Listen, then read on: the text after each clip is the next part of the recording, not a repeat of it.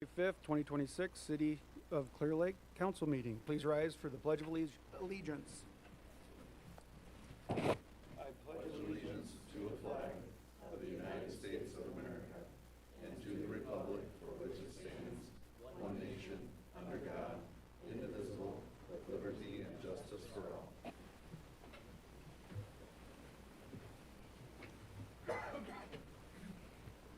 Council, can I get approval for approval of the agenda?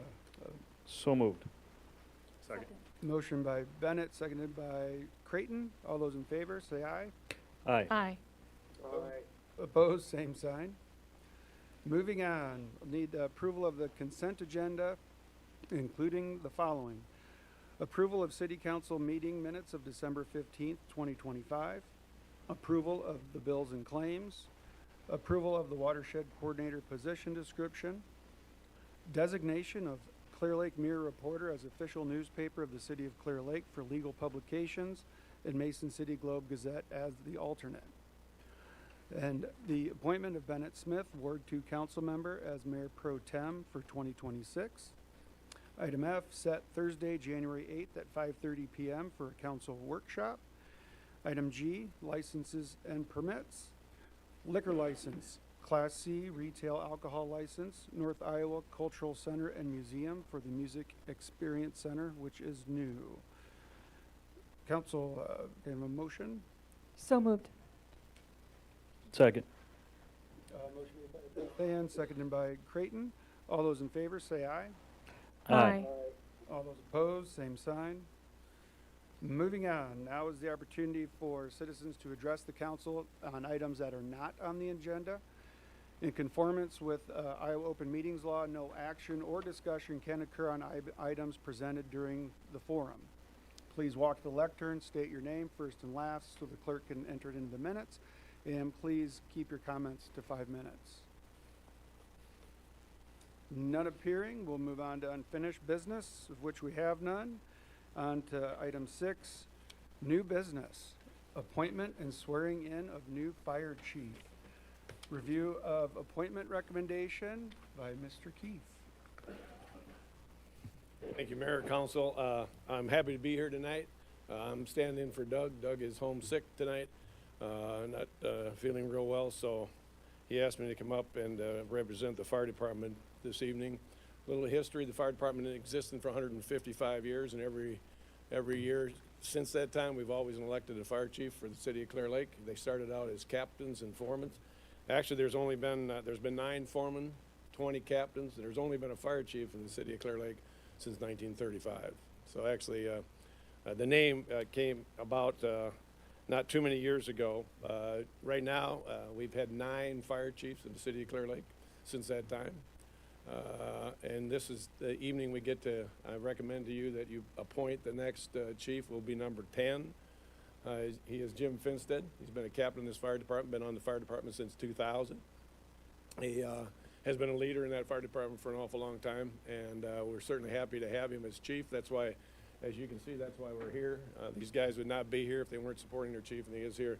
They're here to support the fire chief. So I'd ask the mayor and the council to please accept our recommendation to appoint Jim Finstead as the new fire chief for the city of Clear Lake. You got any questions of me? Council. It was a unanimous vote, too. I'm going to tell you that right now. All right, so that's what it was. All right. So again, I'm going to ask for your consideration this matter. Council. We'd just like to thank everyone for coming. As Mike said, we have a fantastic fire department. Want to congratulate Mr. Finstead. So we're looking forward to the swearing in, Mayor, and thank you so much, everyone, for coming and for all that you do for Clear Lake and for the service that you provide. So we greatly appreciate that. Thank you for all coming. Mr. Mayor, may I speak? Yes. Again, I'd like to echo, am I on? I'd like to echo what my fellow councilperson talks about.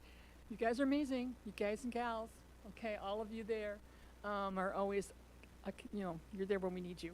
And you are professional, and you represent the community greatly.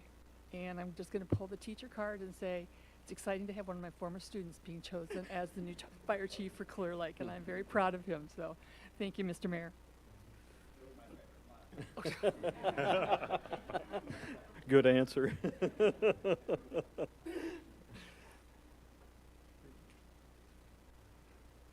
Well, I'd like to thank everyone here for your service. We don't have a full-time fire department, which you guys, we don't have to. So I value your service. All right, I'm coming clean.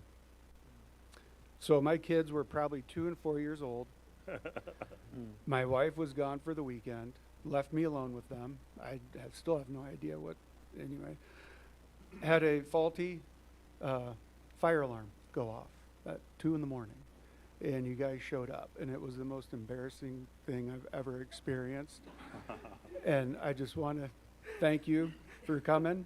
Putman was there, I know, but yeah, I think sometimes people forget this is a volunteer fire department, and what has been accomplished in Doug's tenure is pretty amazing with the help of everyone here, as well as who couldn't attend tonight. Going from a protection class 6 to a 3 is really pretty darn amazing. And I know Mayor Crabb liked to talk about the new fire department. That vote passed by, we'll say 80%, which is absolutely amazing. And you guys deserve the best facilities and equipment that we can provide. So thank you all. So I need a motion to appoint Jim Finstead as the new fire chief by city council. So moved. Second. Motion by Creighton, seconded by Bennett. All those in favor, say aye. Aye. Opposed, same sign. All right. Now the rubber meets the road. Come on up.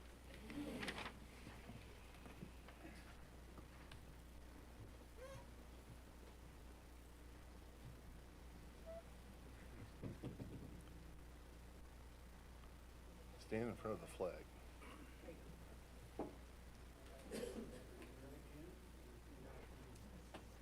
I, Jim Finstead, do solemnly swear. I, Jim Finstead, do solemnly swear That I will support the Constitution of the United States and the Constitution of the State of Iowa. I will support the Constitution of the United States and the Constitution of the State of Iowa.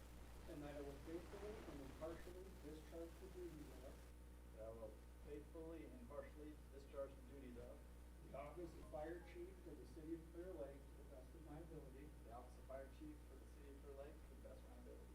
That I will uphold the laws, ordinances, and policies of the City of Clear Lake. I will uphold the laws, the ordinances, and the policies of the City of Clear Lake. And I will serve this community I will serve this community with integrity, professionalism, courage, and dedication.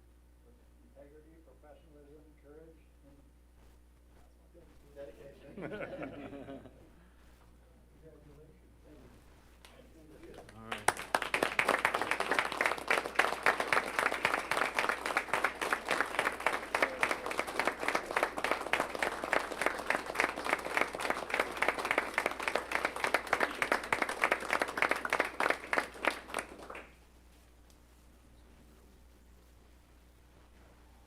I've got one other thing to do by tradition here at Clear Lake.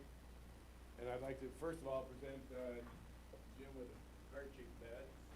Okay? Second thing is, it's always a tradition to pass down a white helmet to the new fire chief. So Jim, I'm going to give you that as well. Congratulations on that.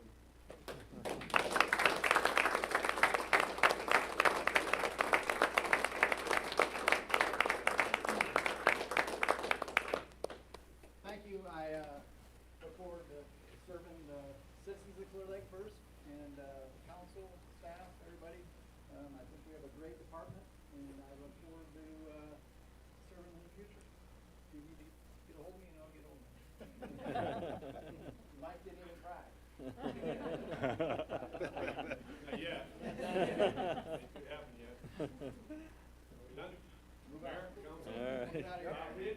Thank you. Thank you. Some more room, please, okay? Thanks. Thanks for coming, guys.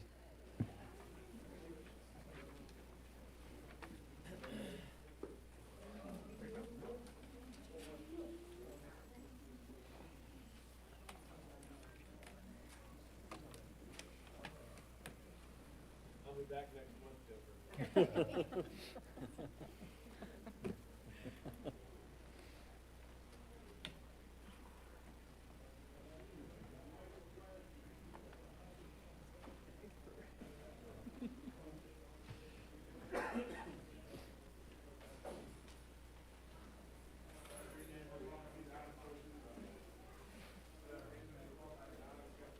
right, moving on to item B, rezoning request. Jake Capriva, review by Matt Stedding, city engineer.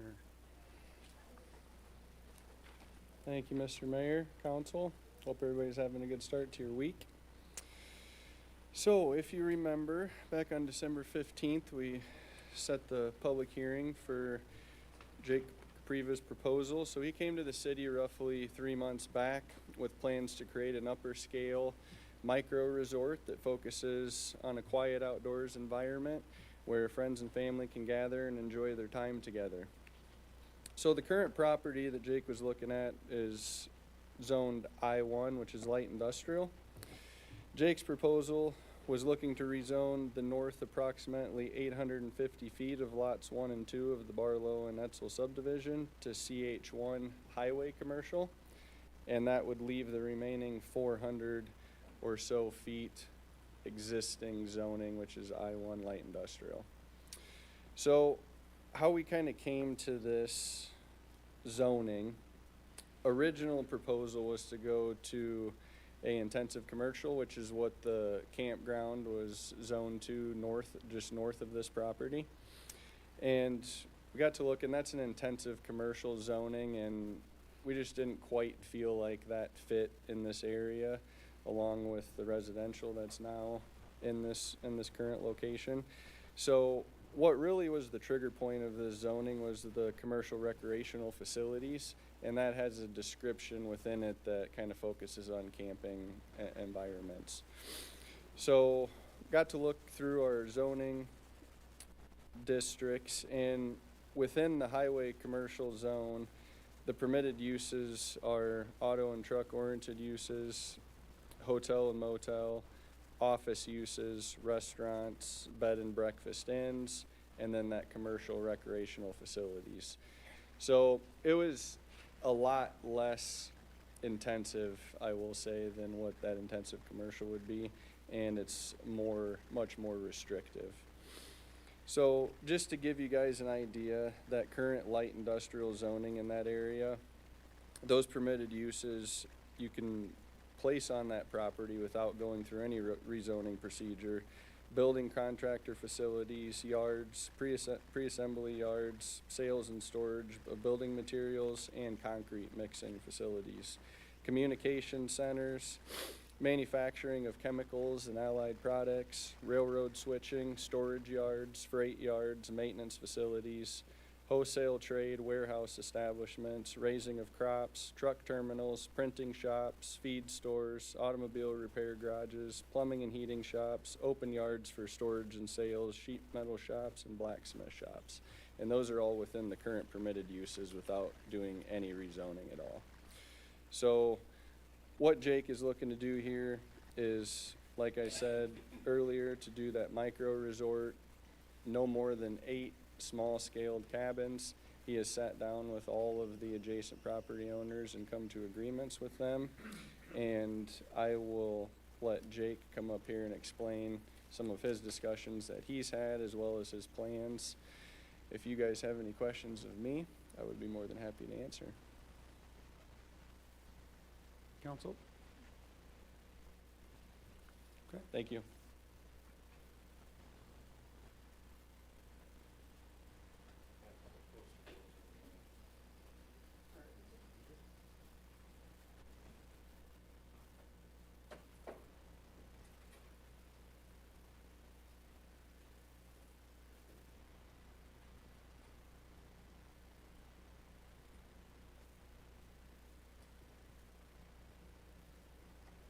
I have a statement here I will read from, if that's all right.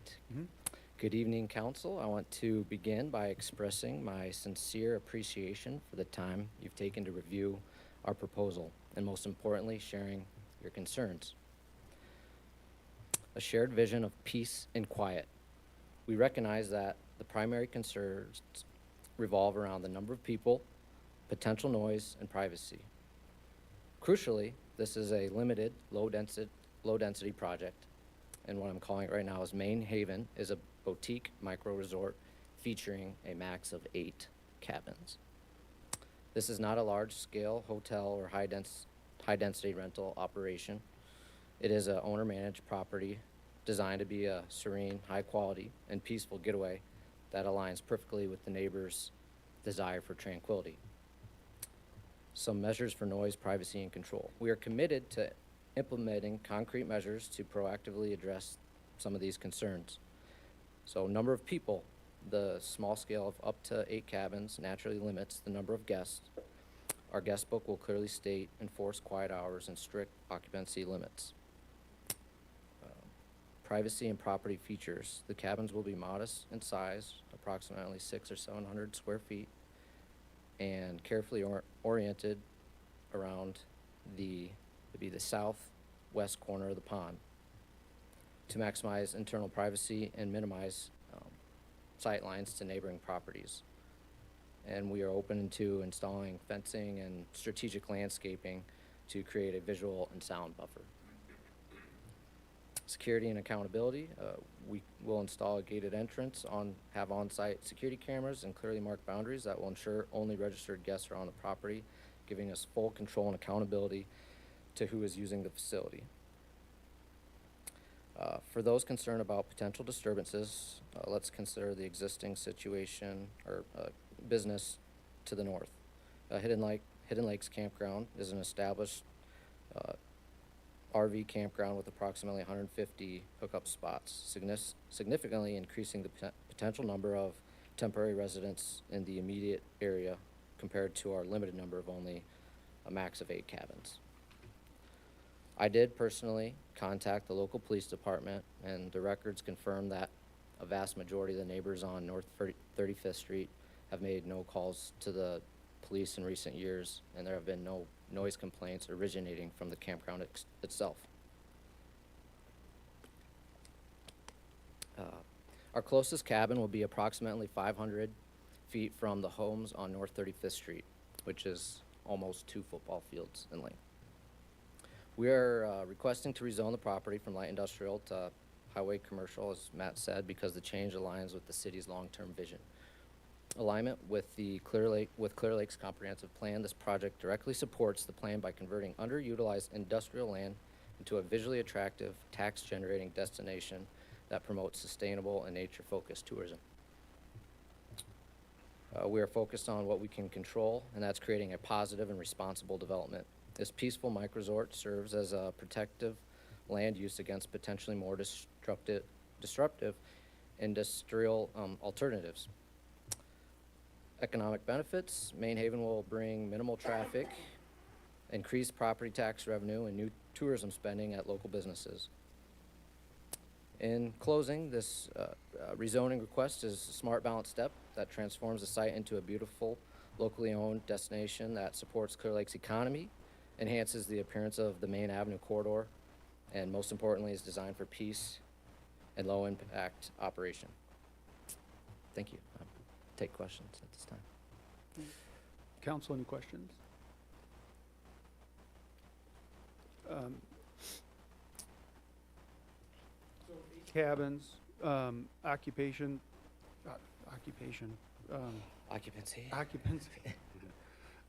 limits. So Yeah. how many like per cabin? Yeah, great question. So we're gonna have 1 bedroom and then loft or with a bed or a pull-out couch. So two beds.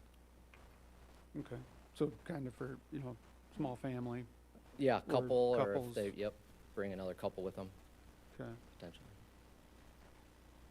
So that, I've got the beacon pulled up looking at, so it would be that far west, essentially half, Uh-huh. and then the current owner, it's one owner for the other, would be for the, would that be east side of that pond then? This is Robert Henderson, current owner, Okay. And will you have paddle boats or what, or for the pond and? Yeah, I intend to have a couple paddle boards, a couple kayaks, some fishing poles, that type of thing. And then No- will they be limited to that half of the pond that you own? No, so actually I was able to purchase 3/4 of the pond, so my property line actually goes over to out here. I'm working on an easement with the Larson family to have a full easement of the pond and vice versa, so they can use that part of the pond as well.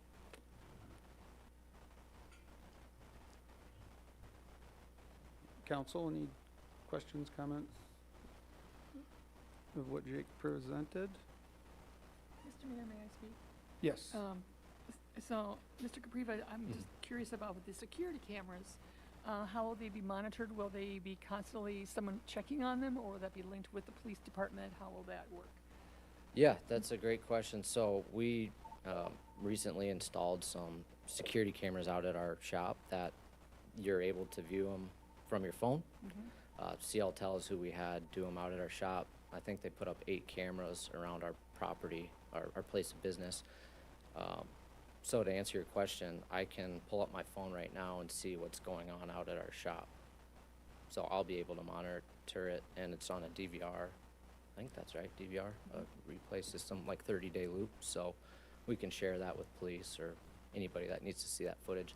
They're not going to be in the homes, but they'd be outside, maybe one on each side, the front and back side of the cabin. Probably one at the entrance as well. Thank you. Yep.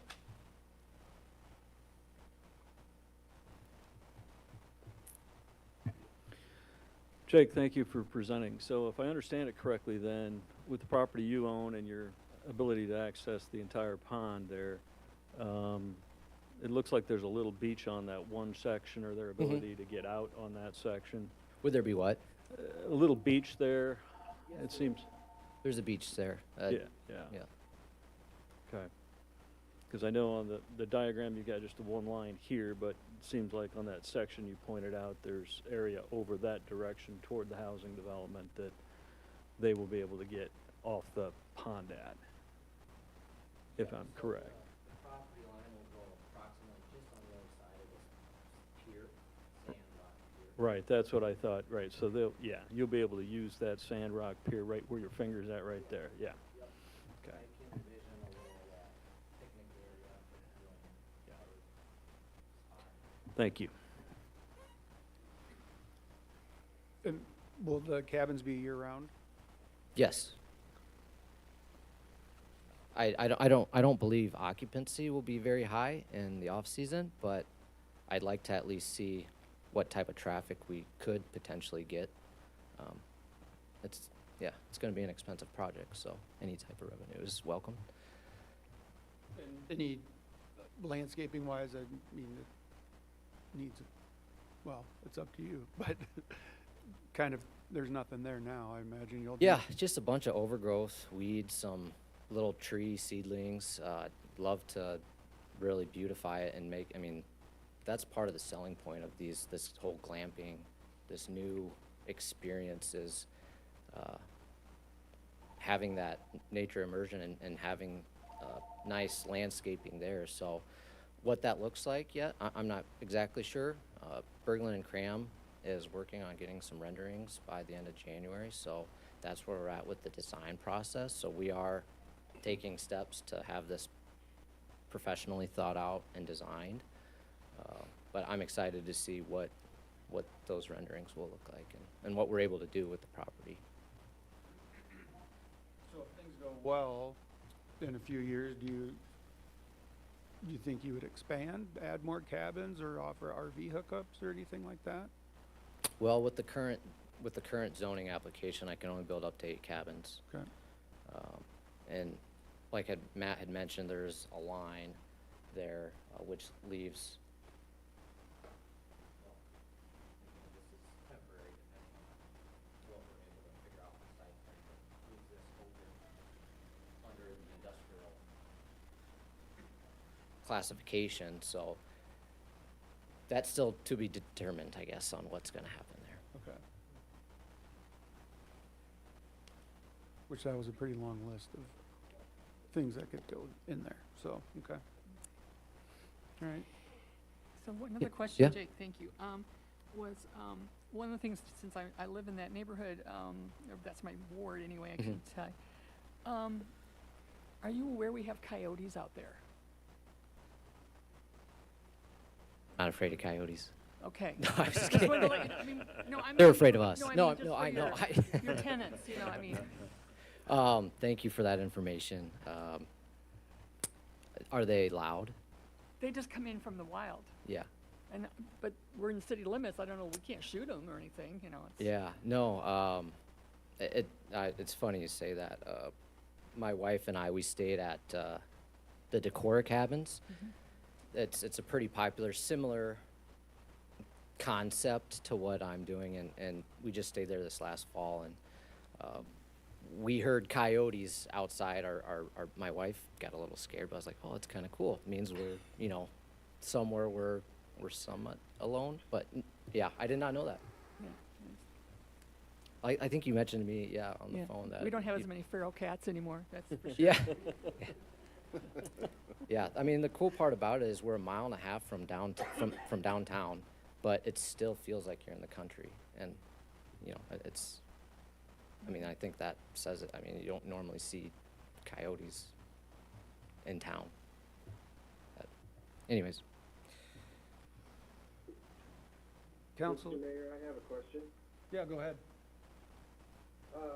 Jake, at this time, do you have any plans for the southwest corner of developing that currently, or is that still kind of in the works, or what are your thoughts or plans with that? yeah, the southwest corner is where the cabins are, we're planning for the cabins to go. Okay. Okay.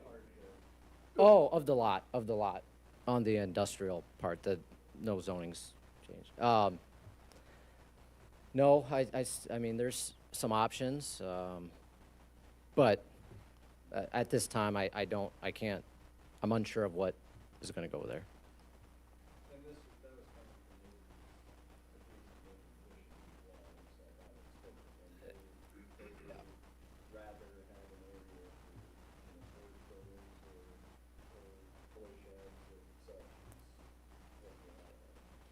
I don't know if you're able to hear that, but that's exactly right. That's what some of the adjoining neighbors had requested, so that's what I did. I heard Matt's comment. Thank you. Okay, yep. Council, any other questions? Okay. All right, thanks, Jake. Appreciate it. Yeah, thank you, guys.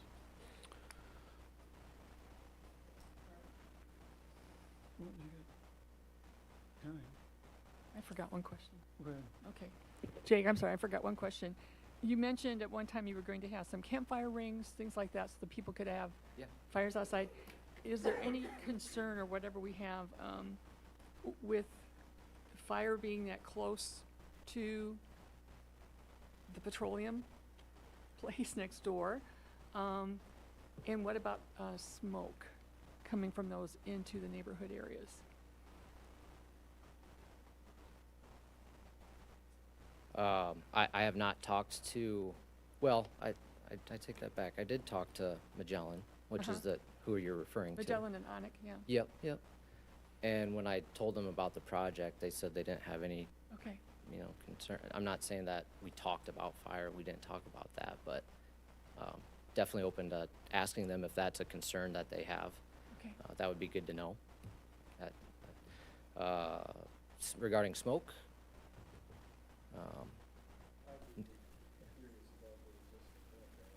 that's there.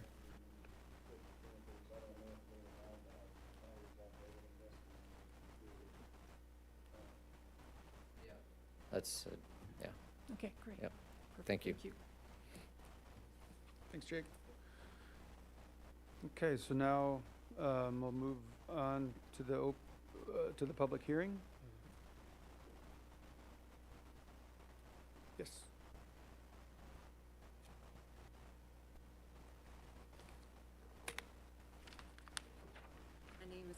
neighbor. I live in North 35th Street. The pond is right behind my house. And I have some concerns about sewer because we've had our sewer back up to our house. We're at the end twice in the years we've lived there. And so are they hooking up to that sewer system? Are they doing a different sewer system? I don't know what that it's going to entail. I'd also like to know if he's going to put RV hookups in at any amount of them. Can he just do that on the side? Is he going to put in writing that there'll only be 5 to 8 houses? Is he going to put in writing there will be no RV hookups? How many people are going to end up being back there at one time? I'm just curious about that. Can't think of anything else. You.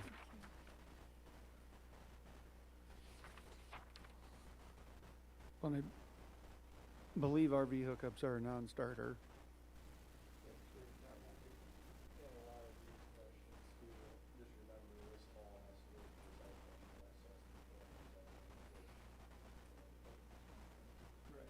Yeah, okay.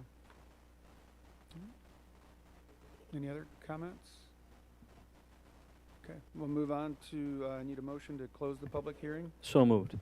So moved. Motion by Creighton, seconded by Tony. All those in favor, say aye. Aye. Aye. All those opposed, same sign. Motion carries. Council, any discussion? Yes, Mayor, thank you very much. And Jake, thank you for presenting. I think you have a very interesting idea with the micro resort, as I think you called it. You know, when I think about these proposals or projects, one of the key questions for me is not necessarily the project itself, although obviously that's important, but you know, when we go to rezone something, how is that going to fit with the current rezoning and what's next door and all that? So I think the concern for me is I just don't see how this fits in that area. Again, I think it's an interesting concept for some place, but I don't see that it fits in that area. And for me, it just lacks a compelling reason to change the zoning. So I would be a no vote on this, Mayor. Thank you. Mr. Mayor? Yep. Okay, thank you very much, Mr. Mayor. I have concerns on here as well as I move through this, and one of them, I know you mentioned the traffic would not be a really big issue. There are 5 determined intersections right now with those 2 industrial areas that come right onto Main. Now, they are monitored by the Jelen and Onik themselves. They have their speed limit signs, they have their stop signs to keep all the trucks in line. There are also a concern about the bicycle path that's used constantly out there. I don't know how much more traffic there's going to be, but that would be a concern I would have as well. Golf carts are out there all the time too. In looking at the road that comes from the RV park, that has no protection. I mean, there's no stop sign there. People come flying out of there right onto Main, and they just, you know, it's not controlled at all. I have a concern about the same thing with this new road, just adding another entrance into that neighborhood area that is not controlled for traffic in and out. So will we change that speed, those kinds of things? I don't know, that needs to be looked at as well. Also, I know the problems that there have been with infrastructure in terms of sewer out there, and I don't want to see any more issues with that. You know, that's an old gravel pit. It's not the best place to build. I know, my husband and I built a house out in that area, but lots and lots of fill has to come in. So those are just some things I have deep concerns about. So at this point in time, I'm not very much in favor of this. Creighton?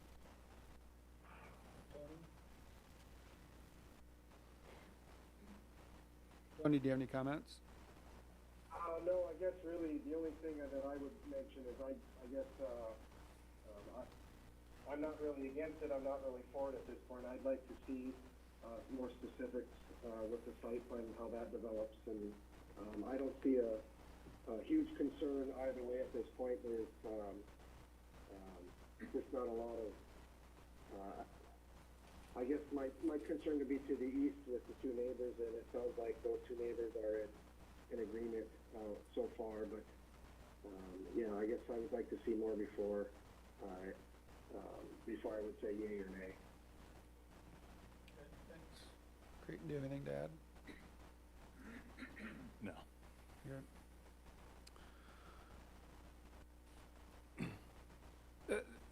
This is an interesting project. As Beth Ann mentioned, it's an old gravel pit, and there's not a whole lot of things you can do with those.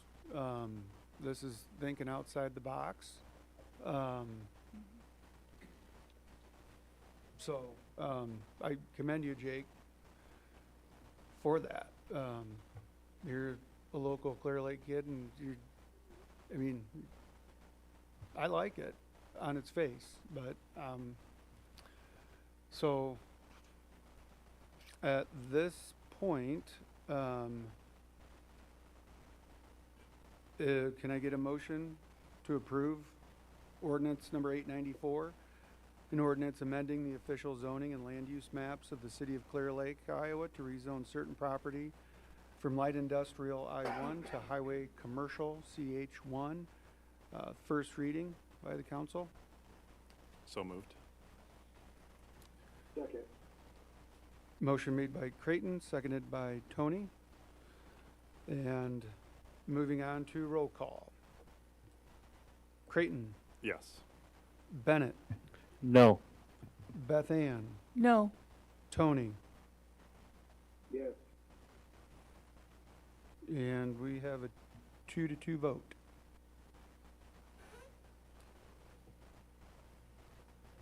Motion fails, correct? Okay.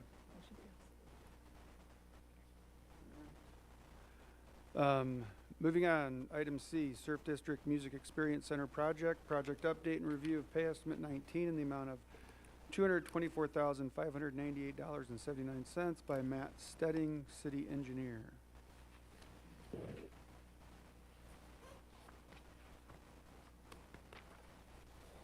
All right, Mayor, Council, going over pay app number 11. Wait, we're going pay app number 19 for the MEC, correct? Original contract sum in the amount of $5,004,416.70. Had net changes by change orders of $540,718.90, bringing that total sum to $5,545,135.60. So right now we're paying out a retainage amount of $224,598.79, leaving that balance to finish of $75,000. So just a quick update, everything, as most of you are already aware, have been completed inside the MEC. Kind of the remaining items were some graphics that were going up the stairwell, and as long as with the mural. So Laser Graphics is currently setting up scaffolding on site, and the mural on the wall is supposed to be going up this Wednesday. DSC has installed a drywall header across some of the display case area, and there's going to be a glass separation wall installed in that location by Mason City Glass within the next 2 weeks. So part of the retainage that's left is $51,482.48, and then the remaining $23,517 is what it's going to take to get that glass partition wall installed. That's where we're at. You guys have any questions? Council? All right, therefore, can I get a motion to approve pay estimate number 19?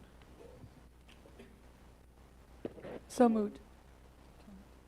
Motion by Tony, second by Beth Ann. All those in favor say aye. Aye. Aye. Opposed, same sign, motion carries. Item D, Lakeview Room and Band Shell Improvement Project.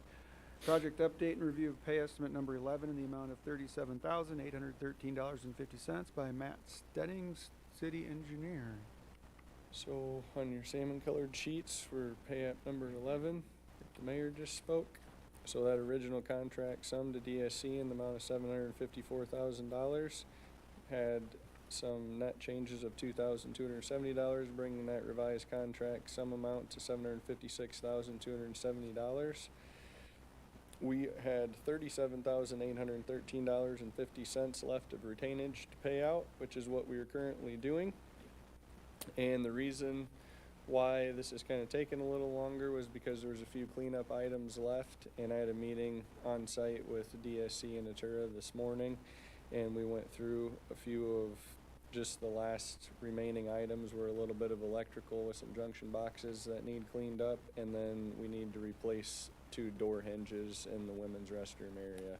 Other than that, there's a little paint on the front that is going to get redone as well, and I've gotten assurances from both Natura and DSC, so we're going to go ahead and get this project closed out and move on.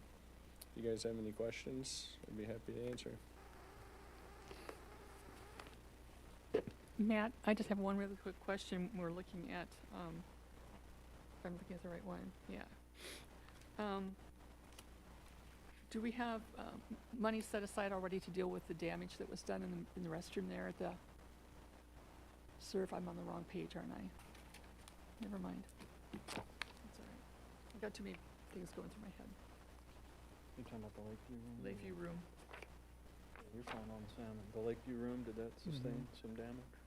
Was there vandalism or? There's vandalism in the men's restroom. In the men's restroom.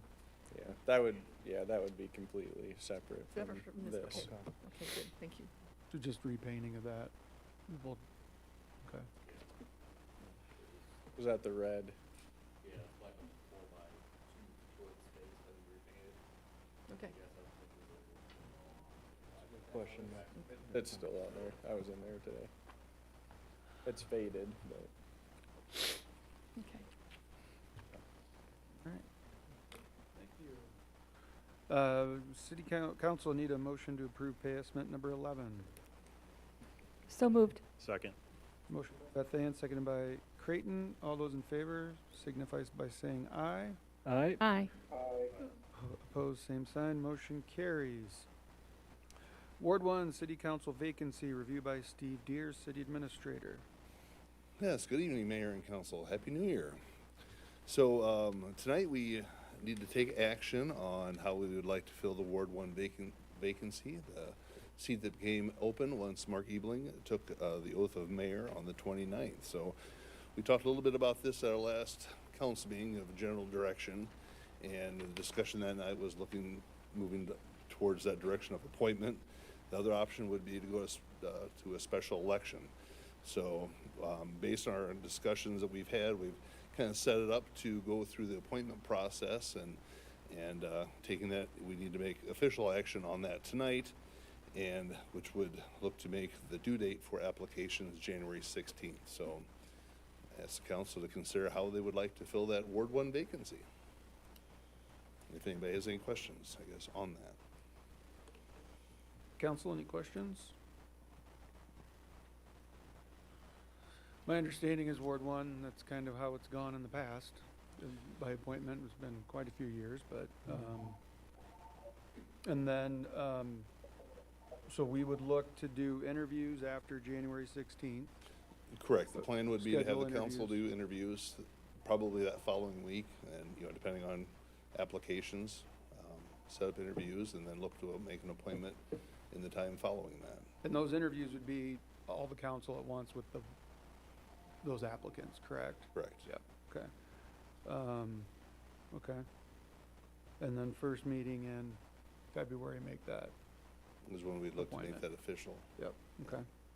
Yeah, if for some reason we, you know, the due date's the 16th, if for some reason we did choose to go the route of doing a special election, we could still get in on that with the county if we want to do that following week, so we have some time to decide on that. But the response I've heard so far is that we're looking to do an appointment, so.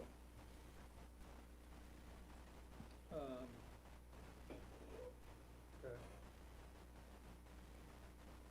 Just curious, so if there were to be a petition Mm-hmm. to force a vote, what's the timeline in that?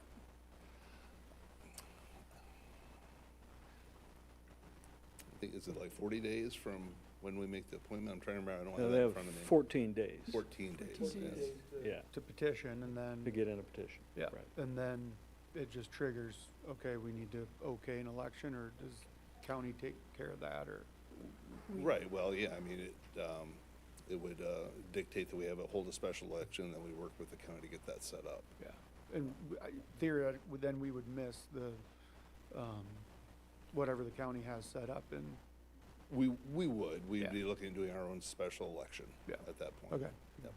all right. And I think it's based on, I think there's a number of signatures that would have to be on the petition. I think it's somewhere like 42 or 47, based on previous election percentages. Okay. All right, council, any other questions for Steve? Just a comment, Mayor, I'd like to go ahead and support the appointment process as you've laid it out, Steve. I think that's, something we've discussed and we have historical precedent for, and there is the option for a petition and special election if someone wants to pursue that. But I think we'll have some good candidates. I think we've advertised this well, and so I fully support the appointment process. Thank you, Mayor. All right, council? I Okay. also support this process. I think it's the way we need to go, and I think we'll have some excellent candidates. Okay. Thank you. Anyone else?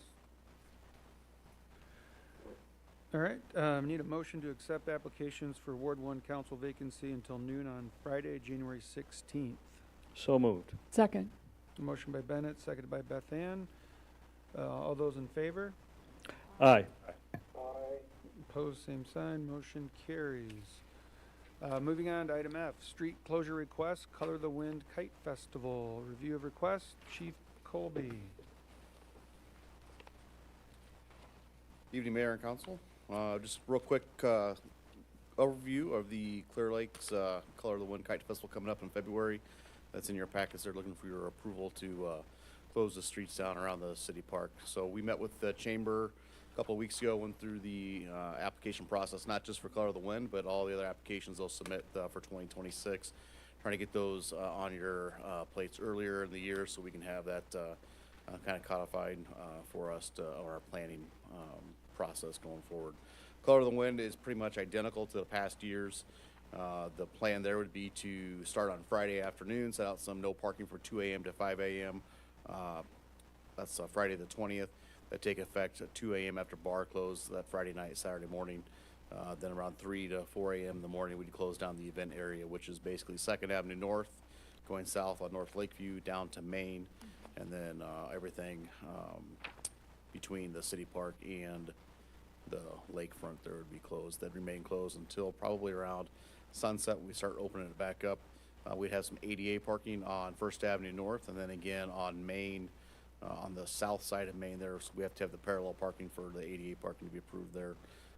And then we would have from 4th to 2nd along North Lakeview be the area where people want to come and see it by vehicle, not get out in their car and be able to see all the kites and stuff.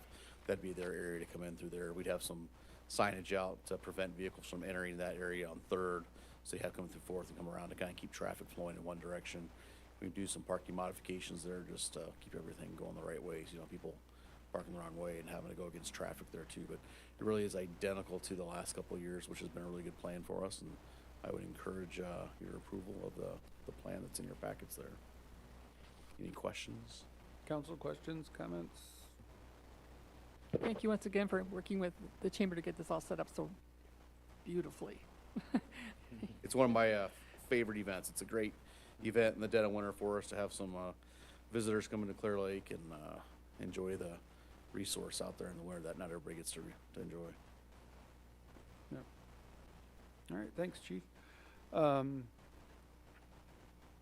need a motion to approve street closure request by City Council. So moved. Second.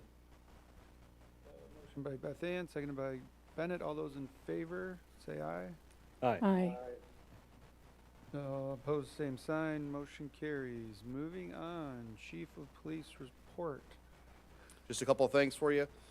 We just signed our 28E agreement with the state of Iowa to do tobacco compliance checks. I won't tell you when we're going to do them, but they'll happen sometime in the month of January and February. So we'll have our criminal investigations division will be out doing those tobacco compliance checks for all the licensed establishments to sell tobacco in the city.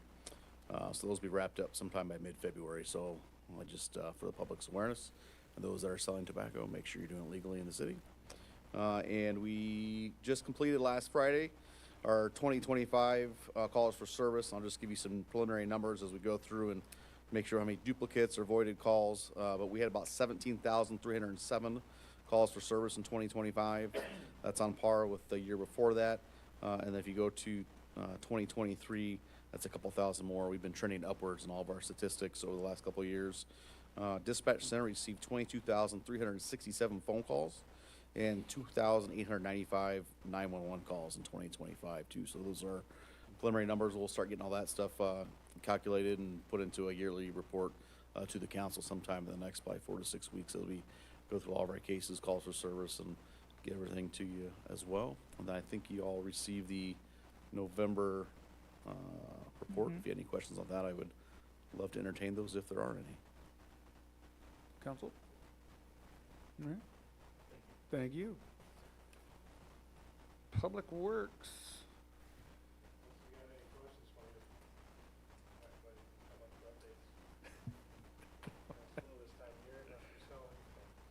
There you said it. Director of Finance and Administrative Services report. Jacob Whitman. Thank you, Mayor and Council. Just one quick thing as we head into budget season here. I did want to let you guys know we did get the valuations from the county. So overall valuations for the upcoming budget year, so for budget year 26-27, increased by around 12%, taxable valuations by around 7%. So as we get into budget, we'll get more into the details of some of that, but I did want to let you know that there was an increase in valuations. And I did get the breakdown. Some of it was obviously due to revaluations, and then a portion of it was also due to new growth in the community here.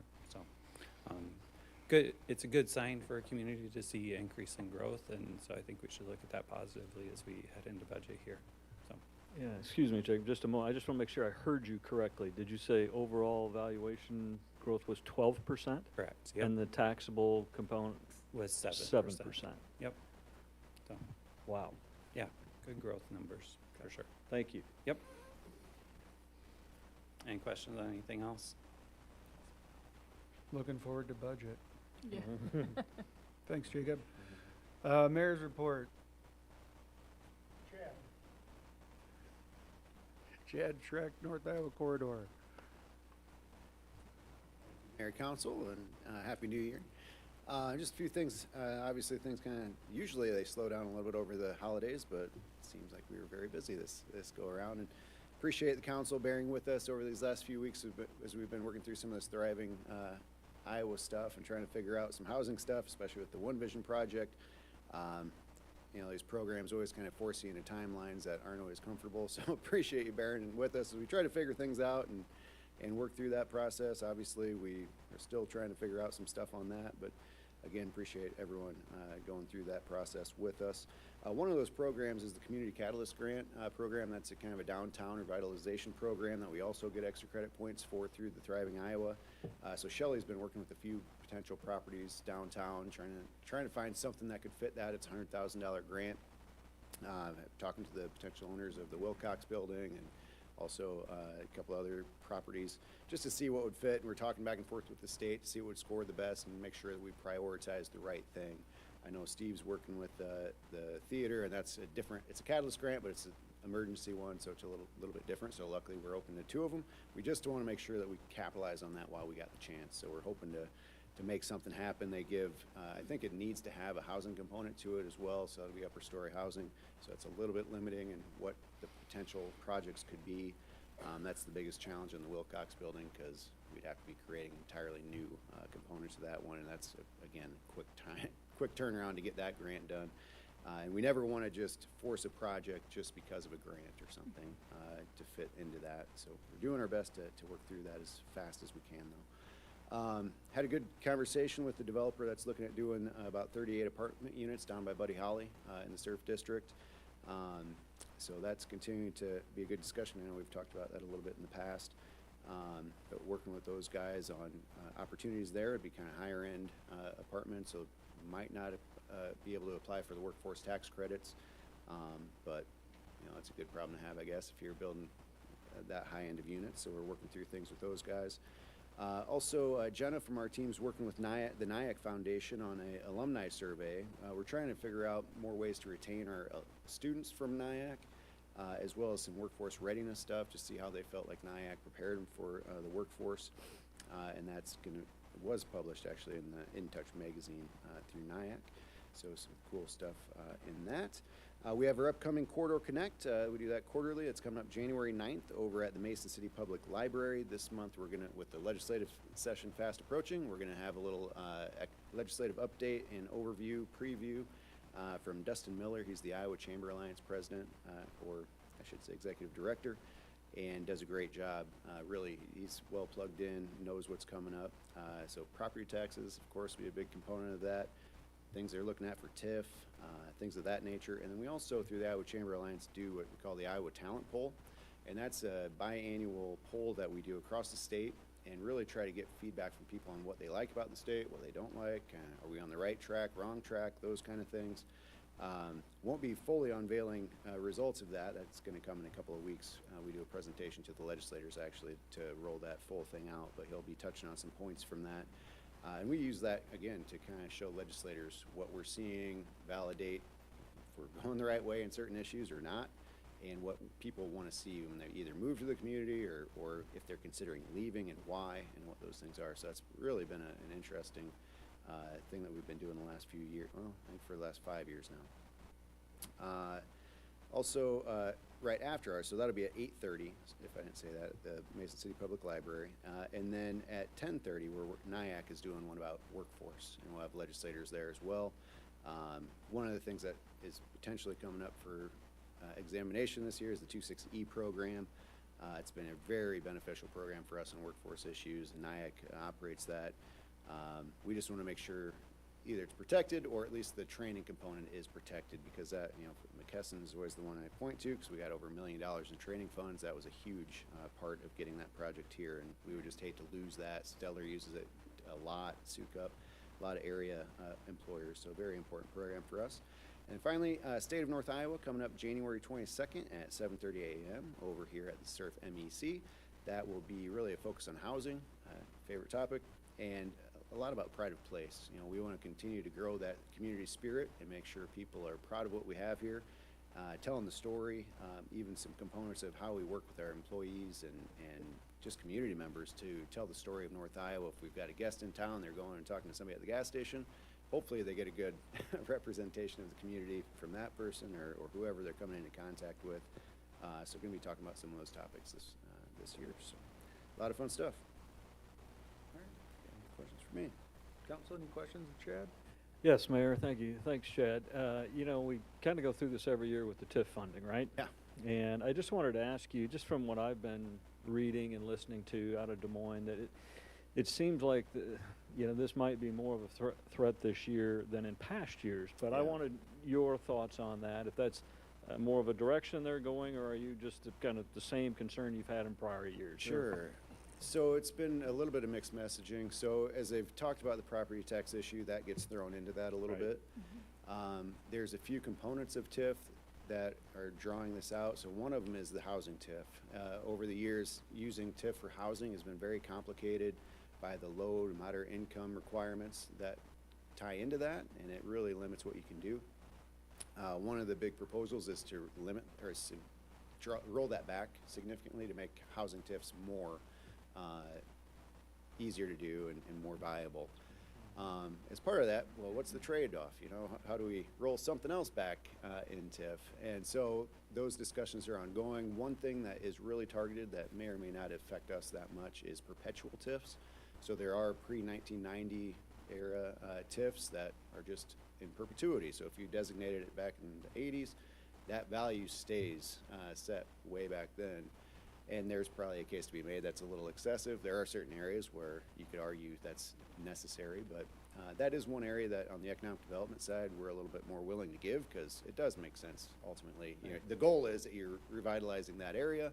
Hopefully within 20 years you can do that, or, you know, pick a time frame.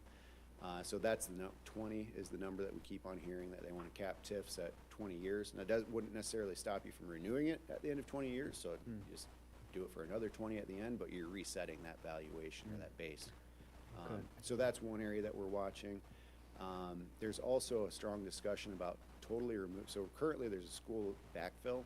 So that school portion that's currently can be taken in TIF, the state backfills that. About 5 or 6 years ago, that was about $30 million a year. Now it's closer to $100 million, and it's starting to get attention. So there's discussion around removing the school levy from TIF. Now that would be a big hit.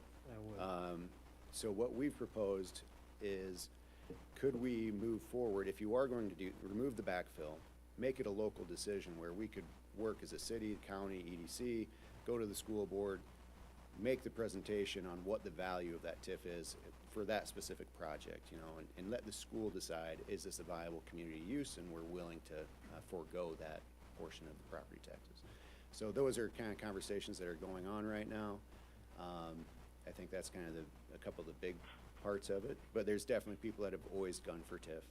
They just don't like it because there's a certain story one time in the last 30 years that people don't like. Right. You know, if you look at what we've done in Clear Lake and Mason City, across North Iowa in general, people have used it wisely, I think. And so you kind of hate to see them throw the baby out with the bathwater if they do go after it. Right. Thank you. That's helpful. Thanks, guys. Thanks, Chad. Stacy, Clear Lake Area Chamber of Commerce. Mayor, Council, thanks for having us tonight. Just a few things. I know Jim and the fire department are gone, but that was really awesome. It was really cool to see them come out and support, and I echo all of the praise that you guys gave them. They really do a great job. When we call them for the try, when we call them for different situations, they're there helping us out too. Same with Color of the Wind. So they'll be out on the ice monitoring that aerator hole if it is there. So the one thing I really wanted to mention tonight is that our annual meeting is next week. So it's Thursday, January 15th. We'll have a 2 p.m. social, and the meeting itself will start at 3. We'll celebrate all of the great accomplishments of 2025, and we'll honor some pretty awesome award recipients. So would love for you guys to come and join us. We'll also reveal our 2026 visitor guide. So last year we distributed over 40,000 copies of that, and are looking forward to doing the same again this year. Chad already mentioned the state of North Iowa. He and I are both participating in that, and love that we're going to be chatting about the idea of loving where you live and placemaking and just trying to grow more community pride. So those are the couple of things that I had on my list. Do you guys have any questions for me? Council's questions? How's the building coming? It's coming. So they are on time, and right now we're still under budget, so that's amazing too. That's always good. But we're still targeting a May 1st move-in, and can't wait for them to get that brick on there. I think it'll just look even more remarkable once they get the brick on. So we're very, very excited, ready to call that new place home. Thank you very much. Yeah. Thanks. Stacy. City Administrator's report. Yeah, just as the consent agenda, reminder, we have our workshop on this Thursday, January 8th at 5:30. This week, Jake and I have started meeting with department heads going over budgets for fiscal year 27, so we're starting that off. And then at our workshop on Thursday, we'll try and nail down some council workshop times too for budget as well. So aside from that, watershed coordinator applications were due on December 30th, and just look through the folder quick. We have about 7 applications total, so we'll take a look through those and see what we have for applicants and work to get that position filled. Otherwise, that's all for me. All right. Thanks, Steve. Meeting adjourned.